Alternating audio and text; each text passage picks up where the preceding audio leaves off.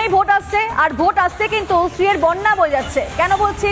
কারণ আরো এক শ্রীয়ের ঘোষণা করেছেন মুখ্যমন্ত্রী মমতা বন্দ্যোপাধ্যায়। আর এবার পরিযায়ী শ্রমিকদেরও ভাতাজীবী বানাতে চান তিনি। যারা ভিন রাজ্যে খাচ্ছেন, খেটে খাচ্ছেন, দিন গেলে ভালো আয় করছেন, তাদের হাতে মাসে 5,000 টাকা ঠেকিয়ে ভোট ব্যাংক বানানোর নতুন খেলা শুরু করছেন মাননীয়া।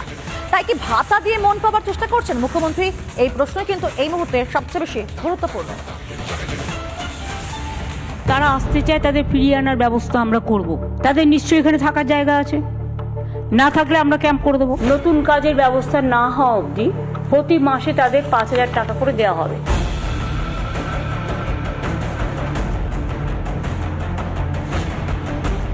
ভোট এলেই মাননীয়ার নতুন খেলা, নতুন মিথ্যাচার। এবার বাংলা ভাষার ওপর অত্যাচারের মিথ্যা ছুতোয় পরিযায়ী শ্রমিকদের ভাতাজীবী বানানোর চেষ্টা। এই পরিকল্পনাটার আমরা নাম দিয়েছি শ্রমশ্রী। এককালীন ভ্রমণ সহায়তা সহ আমরা 5,000 টাকা দেব।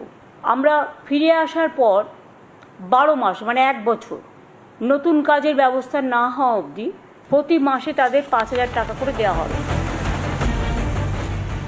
মাসিক 5,000 ভাতায় সংসার চলবে পরিযায়ীদের? ছেলে মেয়ের উচ্চশিক্ষায় শিক্ষিত করতে পারবেন তারা? 5,000 টাকা কিছু হয় না। 5,000 টাকা ডেলি রোজগার যারা করেন তারা 5,000 টাকার লোভে, তাও তো আপনি 6 মাসের জন্য দেবেন, ভোটের পরে বন্ধ হবে। এই টুপিতে কেউ পড়বে না। শুধু মাসিক ভাতা নয়, মাননীয়া তো রাজ্যে ফেরা পরিযায়ী শ্রমিকদের থাকার ব্যবস্থাও করে দেবেন বলে প্রতিশ্রুতি দিয়েছেন। হোম লোন দেওয়ার ব্যবস্থাও করছেন। তারা আসতে চায়, তাদের ফিরিয়ে আনার ব্যবস্থা আমরা করব। তাদের নিশ্চয়ই এখানে থাকার জায়গা আছে, না থাকলে আমরা ক্যাম্প করে দেবো। শুধু ক্যাম্প নয়, মাননীয়া তো পরিযায়ীদের Swasthya Sathi, ration card, job card, পরিযায়ী পরিচয়পত্র দেওয়ার প্রতিশ্রুতি দিয়েছেন। কিন্তু বাংলার পরিযায়ী শ্রমিক হলে তো এ রাজ্যে তার বাড়িঘর থাকবে, পরিচয়পত্র থাকবে। তাহলে পরিযায়ী শ্রমিকদের আড়ালে কাদের ডেকে আনতে চান মাননীয়া? প্রকৃত কোনো শ্রমিকের জন্য আসবে না, প্রকৃত কোনো শ্রমিকের জন্য এই দেশ থেকে আসবে না, এই দেশের কোনো প্রান্ত থেকে আসবে না। হতে পারে বাংলাদেশ থেকে কিছু আসতে পারে। তৃণমূলের মিথ্যাচার, অত্যাচার ধরে ফেলেছে বঙ্গবাসী।